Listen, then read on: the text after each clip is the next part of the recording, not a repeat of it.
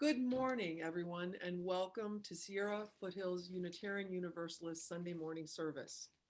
I'm Meg Dorsey, and I will be your worship leader for today. I'm joined for this service called Healing Through Storytelling by Hank Flores, our worship associate, as well as Barb Munn, who shared in the music odyssey for this service, and she provided so much assistance preparing the music, and I want to send a special shout out to Barb for thanks. I'm also joined by Patty Leffridge, our music director, and Adrian Dill, who will be sharing our story time for all ages. And I'm joined by all of you. You are all most welcome here today. In all the beauty of languages, cultures, and skin tones that come together in your uniqueness, you are welcome here. In all the ways you experience and express gender, you are welcome here. In the beauty that is who you love and how you love, you are welcome here. In all the varied ways you move through and interact with the world, you are welcome here. With all the religious and ethical traditions that inform your spiritual life, you are welcome here. Whether you come feeling despair or hope for the world and its future, you are welcome here. Wherever you are on your journey of healing, you are welcome here. No matter how long you've been away, nor how soon you will return, you are welcome here. You are invited to join us with an open mind, a loving heart, and willing hands. We welcome you here today. Thank you, thank you. Anyway. And thank you, Milo. Milo with an O. That was delightful. Welcome, you who come in need of healing, you who are confused or have been betrayed. Instead of answers, here may you find safety for your questions. Instead of promises, may you find community for your struggles. I especially welcome newcomers today. Our Zoom worship is not so different from our regular service, although each Sunday is a little bit different, so please come back to get to know us. And now I would like to invite Hank to begin our worship service by lighting our chalice. How can stories help us heal? It has always been the prime function of stories, mythology, and rite to supply the symbols that carry the human spirit forward in counteraction to those that tend to tie it back. The way to find out about happiness is to keep your mind on those moments when you feel most happy, when you are really happy, not excited, not just thrilled, but deeply happy. Stay with it, no matter what people tell you. This is what is called following your bliss. Find a place inside where there's joy, and the joy will burn out the pain. Joseph Campbell.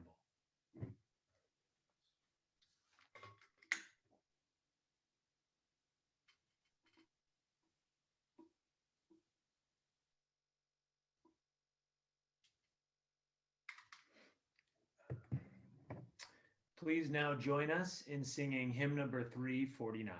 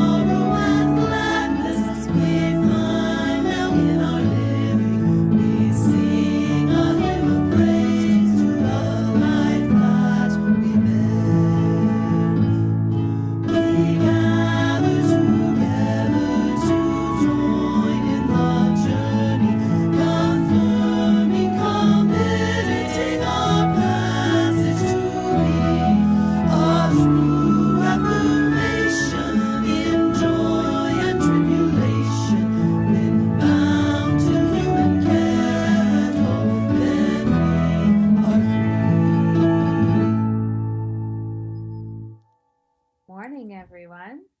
Today I'd like to share a serious sort of story about how important our narrative is. Narrative is a fancy word that just means story. So here we go. Danny did not like when mom and dad raised their voices, but at least they were in the same room as each other. Most of the time, his parents were quiet and they sat in different rooms of the apartment.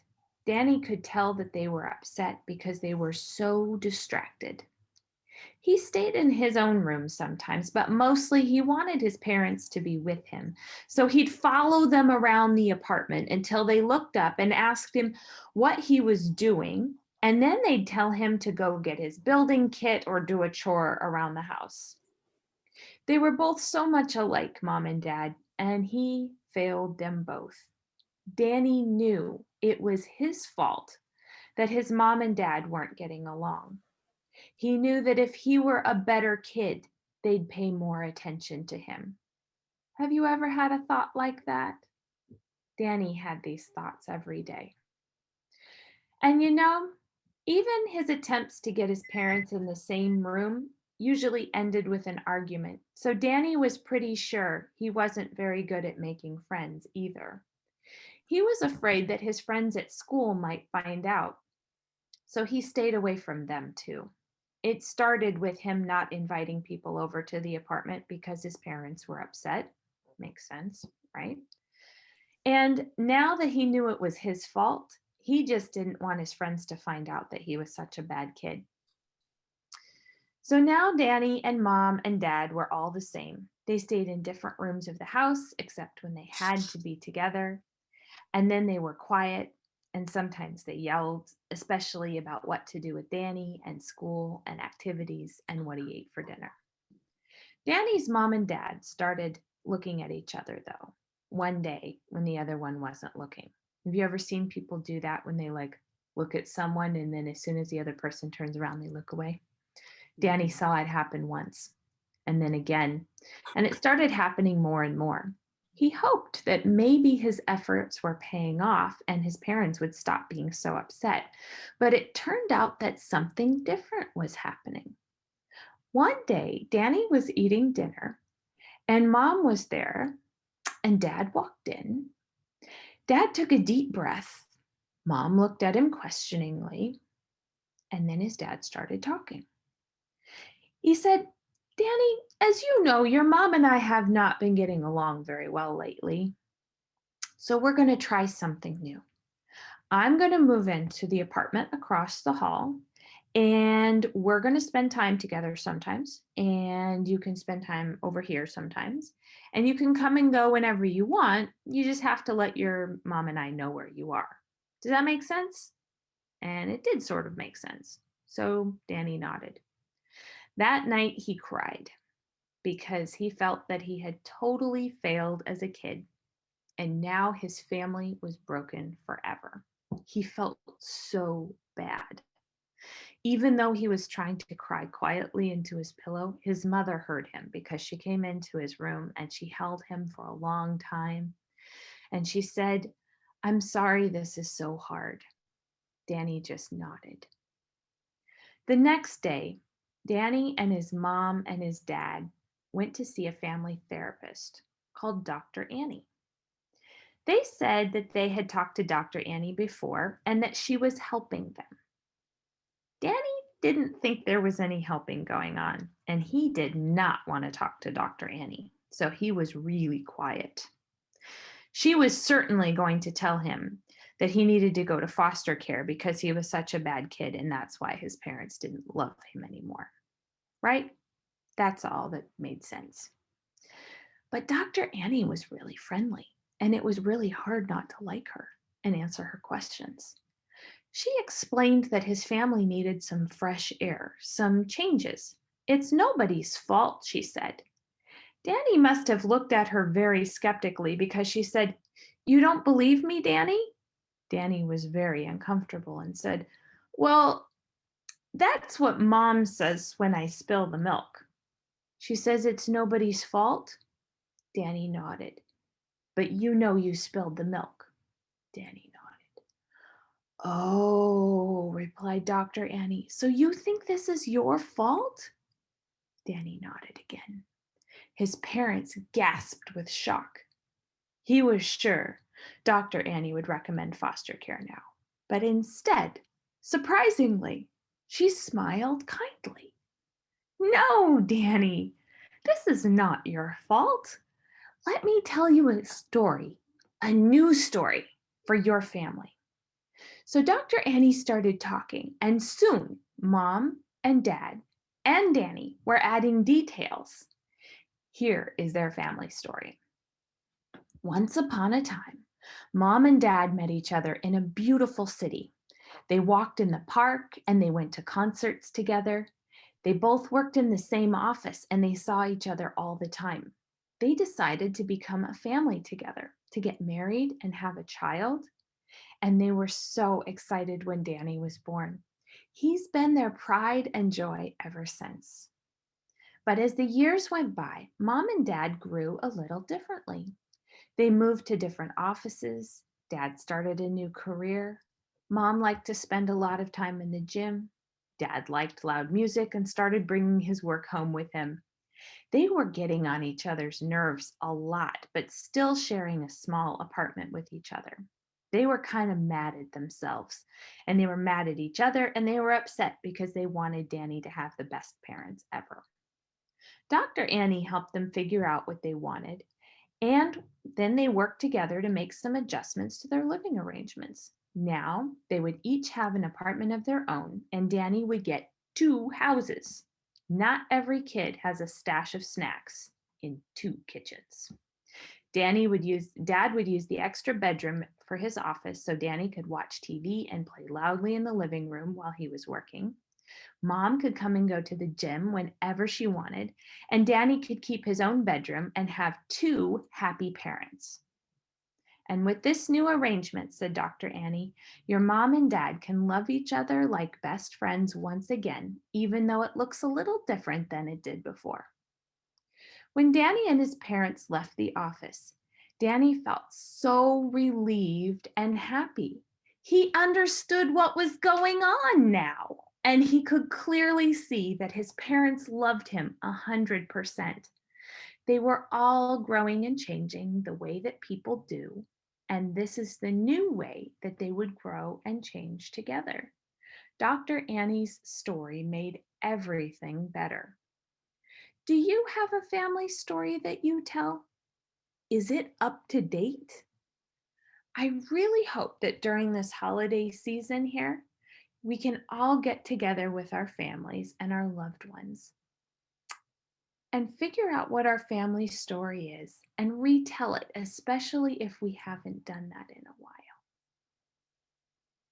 And with that, I wish you all a wonderful week. Thank you so much, Adrian, for that just charming story. Our pastoral prayer today comes from John Saxton. May we live with greater compassion and care for ourselves, others, and creation. May we touch each other more deeply, hear each other more clearly, and see each other's joys and sorrows as our own. May we strive to be and become more than we are, more loving, more forgiving, more kind, more honest, more open, more connected, and more whole. May we heal and be healed. May we face the uncertainties and tragedies of life with hope, faith, and courage, knowing that life is good and that we are not alone. As we prepare for a likely increasing surge in coronavirus cases, may we be mindful of and hold compassion for so many who have experienced great loss, whether financial, physical, material, and most especially for those who have lost loved ones. May we build bridges with family, friends, and neighbors during this difficult time of transition in our country's change of leadership. And may we look for strengths and find encouragement in the efforts of all those who are seeking to strengthen our democracy. And may we become more aware of those in our own lives who may be suffering and in need of compassion, a kind word or deed, or maybe even just a healing story. In this community of mutual care, we celebrate the great joys of life together and we share burdens of sorrow and grief. As such, each week we share specific joys and sorrows from our special book, which is now an online book. And we have one to share today. And I have to say, this is a joy, but there's a little bit of bittersweet sorrow as well. Rick and Paul celebrate the joy that their move to their new home on the coast is finally happening beginning this week. It is, of course, mixed with sorrow that we will be farther from our church family here in SFUU. We will still be with you in cyberspace even after the move and in our hearts always. And that's good news, but you will certainly be missed in person, Rick and Paul. If you have a joy or a sorrow that you'd like to share with us on Sunday, you can email joysandsorrows@mysfuu.org at any time with what you'd like to be said. But if you have something you haven't emailed and you'd like to share it now, please feel free to put it in the chat bar now for others to read. And now I invite you to continue in the spirit of reflection, meditation, and prayer by singing with us or just listening to this round. Hymn number 1003.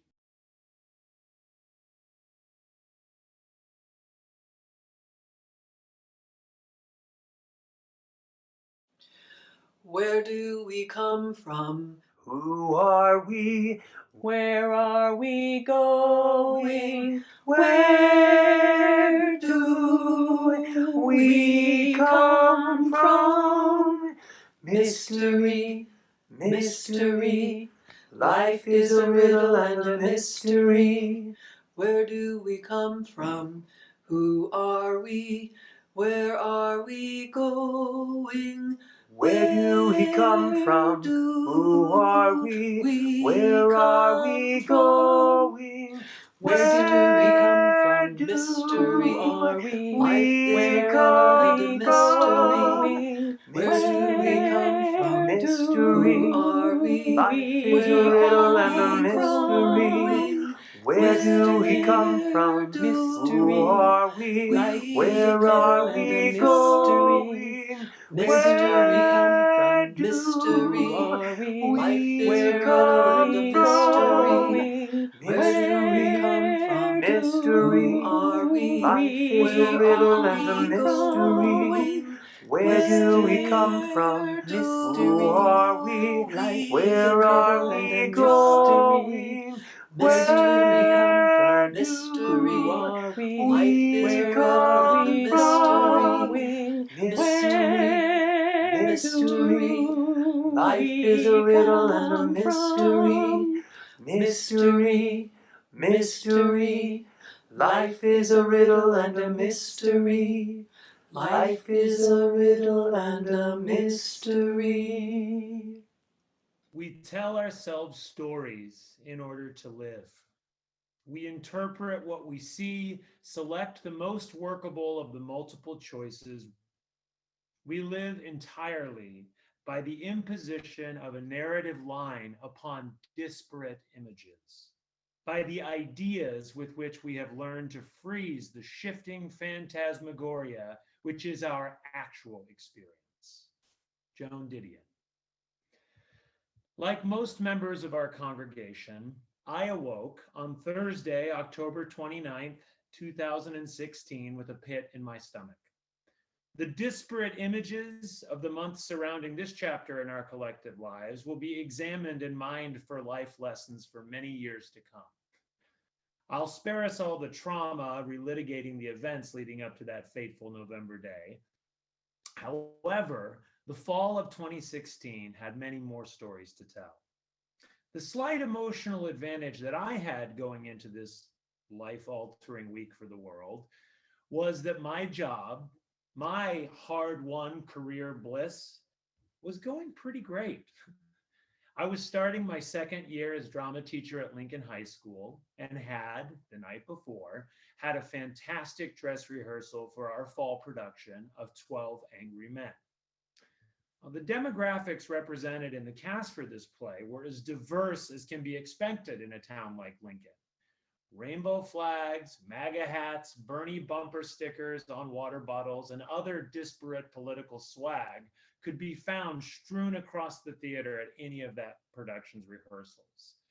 This bizarro political landscape was highlighted even further by the many monologues in this play from some of the more deplorable jurors, which were eerily close to much of the rhetoric being spewed by one of the candidates nightly in rallies and debates. The play's themes of not judging marginalized communities based on preconceived notions could not have been more timely. And at the same time, it was confusing to hear some of the cast, crew, and audience members celebrate the moral high ground taken in this play, while many were enthusiastically supporting a candidate who seemed hell-bent on taking us as far back into the Dark Ages as possible. Wait, am I suggesting that sometimes the narratives we create to make meaning in our lives aren't as neat and tidy as we would like them to be? That maybe in order to make sense of things, sometimes our subconscious paints with a broad brush? Certainly not. But anyway, back to the 29th. As I whistled my way into work naively that morning, forgetting the inevitability of artistic curveballs thrown in the 11th hour, I was completely blindsided when one of my administrators politely interrupted one of my classes that afternoon, flanked by a 6'3", 200 and something pound giant. Well, this giant was one of mine. I had first met Travis the previous year during my first year at Lincoln High School, when I was looking to cast the Boris Karloff heavy in Arsenic and Old Lace. Travis, frankly, was one of the main reasons that 12 Angry Men was going as well as it was. Little background. Travis was born essentially with a football in his hand. He had grown up going through all the different levels of football playing in the city of Lincoln, starting with junior Zebras, then middle school teams, freshmen, and JV teams. And he had been an exceptional linebacker. Travis was thrown a curveball of his own during his sophomore year, early in the season when he received a head injury that was so disabling that the doctor told him he could never play football again. This personal tragedy, along with the fact that his single mother was battling cancer, now in remission, and his father was completely absent, I found out later that he was at the time serving time in prison. All of these things together, understandably, the year before I met him, had set Travis spinning. A little further context, for those of you familiar with the play 12 Angry Men, or more likely the very famous film version with Henry Fonda, Travis played the juror with the short temper and complicated relationship with his son. Now, let's just say that before casting him, I made extra sure that he felt comfortable exploring and developing a character who would likely hit very close to home. I was over the moon that Travis had done remarkably well, using much of his own baggage in the portrayal of the role. That afternoon, it was clear by his red face and puffy eyes that Travis had been crying. Now, although I did get his permission to share this story with you all today, I'll just say that Travis had made a big mistake at lunch and that he was going to be suspended for 5 days. 5 days. The day of our final dress rehearsal, as in opening night, was the next day. I think you can probably imagine how quickly my mind raced from frustration to anger to sympathy to gut-wrenching empathy, and then finally to frantic problem-solving panic mode. Now, in writing and revising this reflection, it became very clear that I could easily draw this story out to epic lengths. But in the interest of brevity, I will summarize what happened next. Leah and I stayed up all night memorizing his lines. I performed the role the first weekend, and we had no understudy. Now remember, this was year 2 for me, lesson learned. And Travis was able to play the part for the second weekend. Not only did he play the part, he crushed it. He was even ultimately nominated as Best Actor at the Ellie Awards, which is a local Sacramento-based theater competition. For my part, The opportunity to perform that first weekend, such an emotionally vulnerable piece with my students, was one that I'll always remember, especially since it had such a happy ending for Travis. Travis's story here, his narrative, is one of rising from the ashes and healing. Simultaneously, there were 11 other young people on this production experiencing their own stories. To add to that, between the unexpected success of opening weekend and the well-earned satisfaction of the second weekend, there was an election that shook many of us involved in the production deeply. The communal ups and downs of this high school play were quickly transformed into the stuff of drama club mythology, the type of story that provides hope in the face of insurmountable odds, a story that models growth and healing, while at the same time helps the healing process along just by telling or hearing it. What I love about theater, film, music, and many other art forms is the inherent collaborative nature. Many people from different walks of life with different areas of expertise come together to create a single shared experience. These experiences are ephemeral and fade as quickly as they began, but the stories created, remembered, and shared give us the tools to process existence. Sharing our stories with one another in communities of all kinds can do the same thing. The story of this small yet significant school play that I got to work on 4 years ago is a story that continues to give me meaning and perspective. But now, I selfishly want to know, what stories give you meaning and perspective? Personal stories from your own life, mythologies from various cultures and religious traditions, fictional stories told throughout centuries, comic book superheroes, young adult fiction. On the SFUU Churchies page this morning, I began a thread as I lay in bed, asking anyone who is willing and able to share a story, autobiographical, fictional, etc., that helps you to heal, grow, and live. Maybe it's a story that's become a part of your own personal mythology.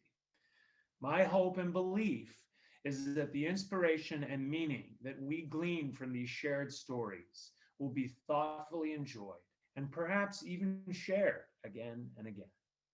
Sue Monk Kidd, author of The Secret Life of Bees, said, "Stories have to be told or they die. And when they die, we can't remember who we are or why we're here. May we help each other remember while we heal, grow, and live." Thank you. Thank you, Hank. That was just lovely.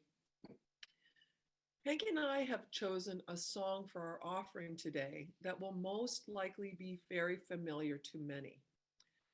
We thank Barb for her extraordinary talent and patience in helping us put this all together.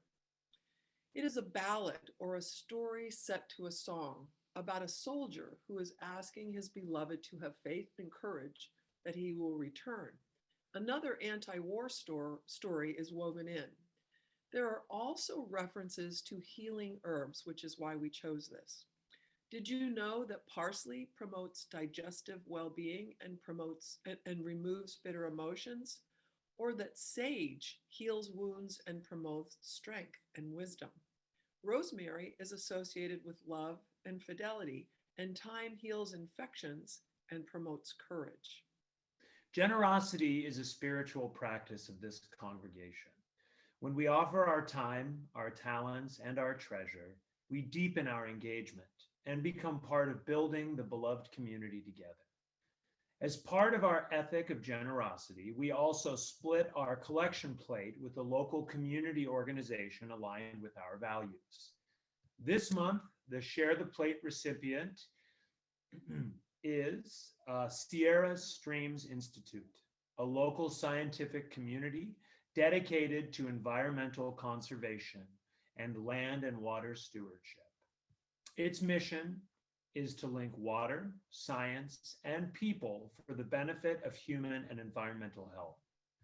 The building and everything on it that housed Sierra Streams burned to the ground during the Jones Fire on August 18th, 2020. And they are in the process of raising funds to replace vital equipment and sustain their organization during the recovery process. To support Sierra Streams and SFUU today, you can follow the link in the chat or navigate to our website, mysfuu.org, and click Give to SFUU.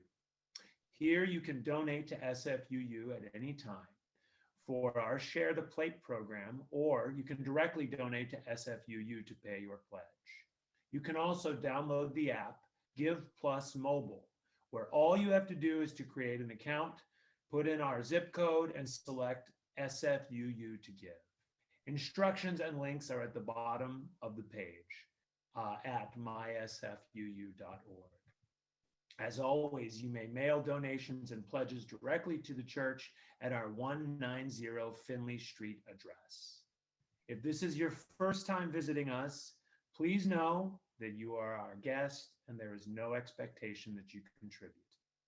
The offering will now be given and gratefully received.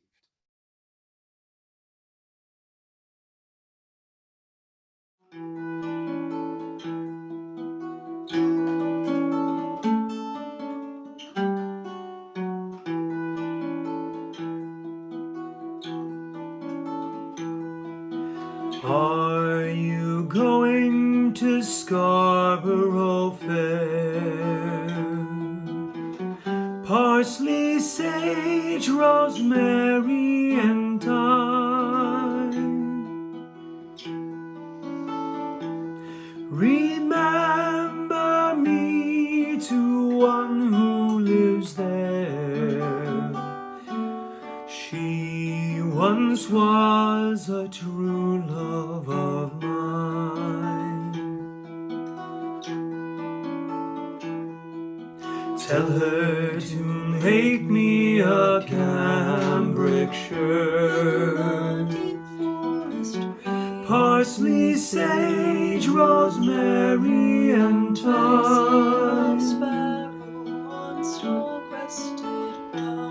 Without no seams nor needlework,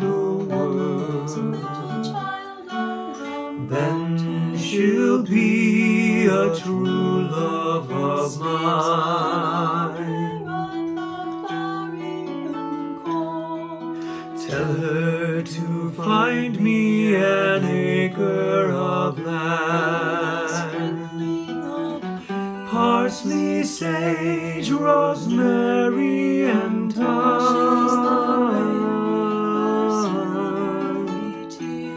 Between the salt water and the sea strand, then she'll be a true love of mine. Tell her to reap it with a sickle of leather. Parsley, sage, rosemary, and thyme. And gather it all in a bunch of heather. Then she'll be a true love of mine. Are you going to Scarborough Fair? Parsley, sage, rosemary, and thyme. Remember me to one who lives there. She once was a true love of mine.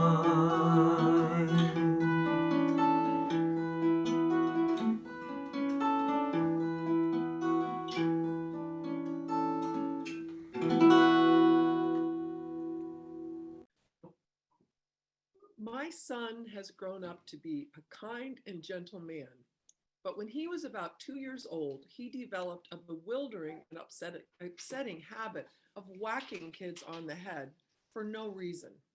I did what many parents at the time might have done because, after all, we had no clue about how to best raise our kids.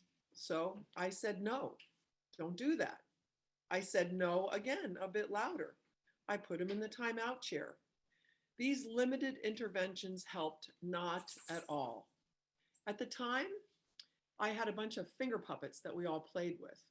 I put one of them on my finger and called the little guy with the red pants Billy the Bopper.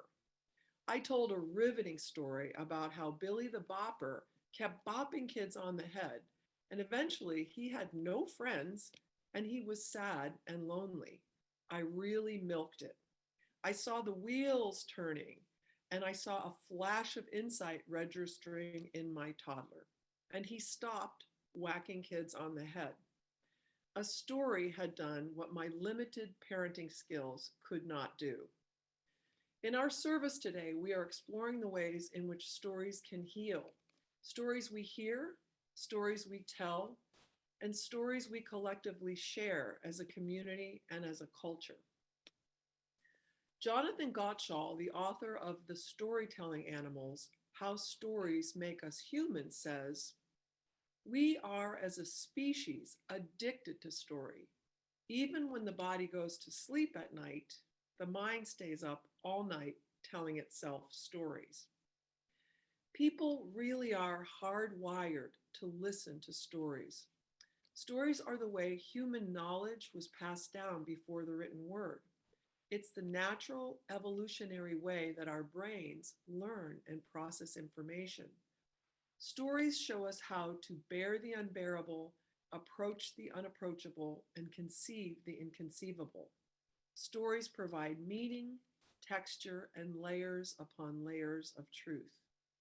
They can help us heal. Hearing a story can be transformative in many ways, as Adrienne illustrated in her story.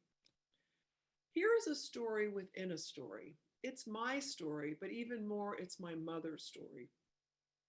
I remember hearing my mother tell a story to her friends long ago, one time when I was home from college, and I was eavesdropping on the stairwell. She recounted to her friends how I had tried to trick her when I was in middle school by getting my boyfriend's brother to call her, saying that he was an adult uncle who would be chaperoning a party at a house where my mom knew full well the parents were gone for the weekend. I had thought it was a successful con job. Turns out she conned me.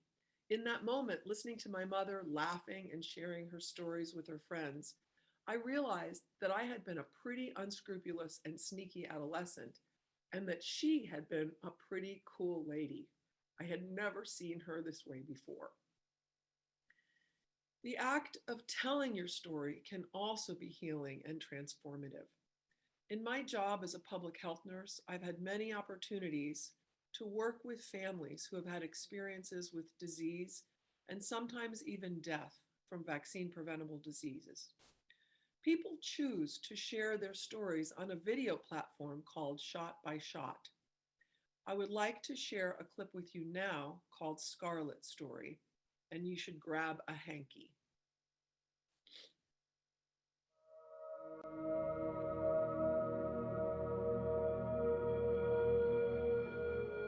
"147 children died that flu season. My beautiful Scarlet was one of them. I treated it just like it was just a normal cold. She was still hanging out and talking and eating and drinking, and it wasn't but maybe 30 minutes after she fell asleep, I started to hear this strange wheezing noise almost. She sat up like she looked right through me. I knew right then like I had to take her to the hospital. It was so scary. They said she had pneumonia. It was maybe about an hour after we had been there that we went up to the ICU. I'll never forget when the doctor said, I'm sorry, but she's gone. It wasn't until about 2 weeks later did I find out that her cause of death was influenza A. I thought my child was the only child on the face of the earth that ever died from the flu. I couldn't believe it. I wasn't even educated about what the flu was. I just thought the flu was a bad cold. The flu vaccination is not 100%, but you know what? I'd take 7%. I'd take 50%. I'd take 3%. I'd take 90%. The hardest part is knowing that there's preventative measures that I could have taken to possibly have saved her life. Make it a priority. Protect your family. Protect everyone around you.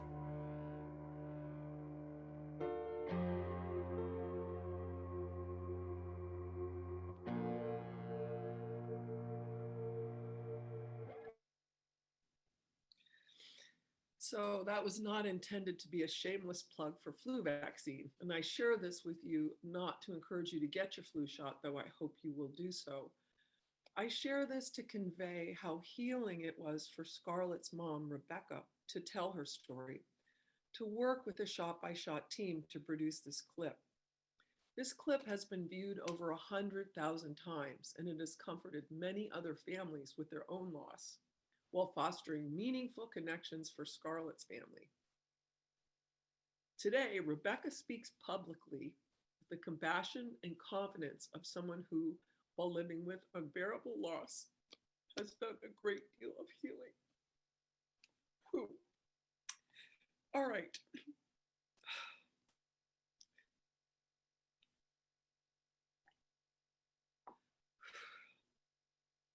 I actually practiced not crying. One place where I have experienced healing, both from telling and hearing stories, is in the meeting rooms of Alcoholics Anonymous, where I have been attending meetings on and off for 6 years. In AA meetings, people share their stories of what their lives were like before their recovery journey began, what the journey has been like, and the healing that they have experienced, which can be profound. For me, the healing source is recognizing so much common suffering and recovery among a diverse group of people, otherwise strangers, who become intimately connected in their shared stories and experience. Joseph Campbell, the well-known author and scholar that Hank also referenced earlier, spent his lifetime and career studying mythology across different cultures and different time periods. He made a big foundational discovery. Campbell discovered that humans from every corner of the earth had been using the same basic story elements and patterns to communicate with each other for thousands of years. They had the same overarching structure, contained the same types of characters, and had the same universal themes. Campbell is known for identifying a story structure or archetype that he called the hero's journey. The idea being that we are all heroes on our own unique journey and that our stories reflect this. Our stories and the stories of others help us to tap into our innate human desire to become better versions of ourselves. It gives us a sense that real, meaningful transformation is possible. It provides us that we can heal, become stronger, and overcome our inner and outer obstacles. In the words of Joseph Campbell himself, the hero's journey resonates with so many people because it reminds us of our higher potential. He says, "The cave that you fear to enter holds the treasure that you seek." Stories help us to enter that cave. Stories create a shared culture and community. There are so many, but one of my most favorite stories is the parable of the mustard seed from the Buddhist tradition. In this story, a woman named Kisa, who is suffering from the death of her young son, enters a village carrying her son's body. She begs the villagers to give her medicine to bring her son back to life. She is directed to the Buddha, who tells her that he can make her such a medicine if she will just go and gather mustard seeds from the homes of those who have never experienced suffering. She goes from house to house, but of course, all homes have had similar experiences of grief and loss. She returns to the Buddha, who helps her understand that she is not alone in her suffering, which is a universal theme, a universal experience shared by all. She comes to accept her grief and buries her son in the forest and begins to heal, very much like Rebecca's story of losing her daughter, Scarlet. This is one story among countless throughout human existence and all religious traditions of how a person has suffered great loss and yet learned in their own way to heal and move forward. Grief can leave a person feeling isolated, confused, feeling as if they will never be able to cope. But hearing stories such as the mustard seed parable enables us to find a way through. It's a reminder that we are never truly alone in our experience. There are so many stories that instructed and comfort us as kids. The Ugly Duckling teaches us about beauty unfolding. The Boy Who Cried Wolf teaches us about safety, respect, telling the truth. One of my favorites from reading books to my kids when they were young is Rainbow Fish, which taught about the intrinsic rewards of sharing and being kind. I could go on and on. There are so many rich, inspiring stories.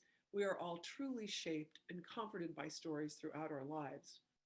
Perhaps today you might reflect on some of the stories that have been most memorable and formative to you in your life, or visit the Churchy's Facebook page, as Hank suggests. Last Christmas, before COVID-19 set in and left us all feeling isolated and bewildered, John and I had the good fortune to spend Christmas with both my adult children and daughter-in-law. I suggested that we each prepare a story to share as an after dinner activity. Everyone groaned and declined. So after dinner, I decided I would jump in and tell a story. In fact, I told the story that I shared with you earlier about how I tried to trick my mother in middle school.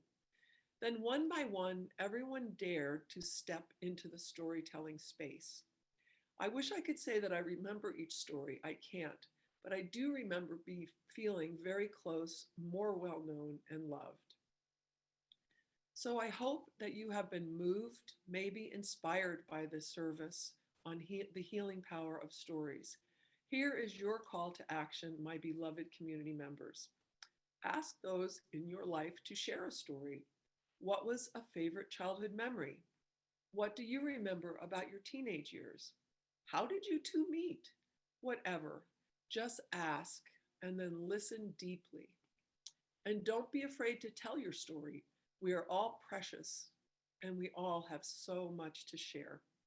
May it be so. And now please join me in our closing hymn, number 128, For All That Is Our Life. For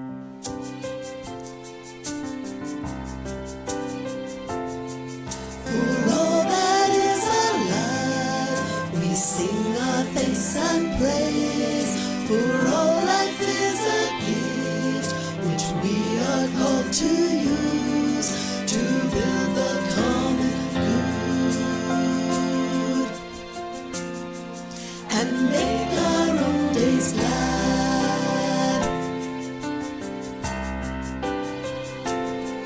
For needs which others serve, for services we give, for work and its rewards, for hours of rest and love, we come with praise and thanks. For all that is alive,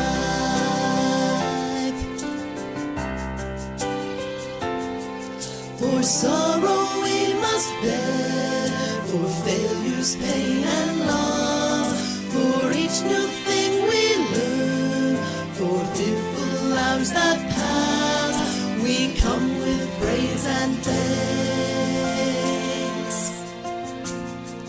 For all that is alive,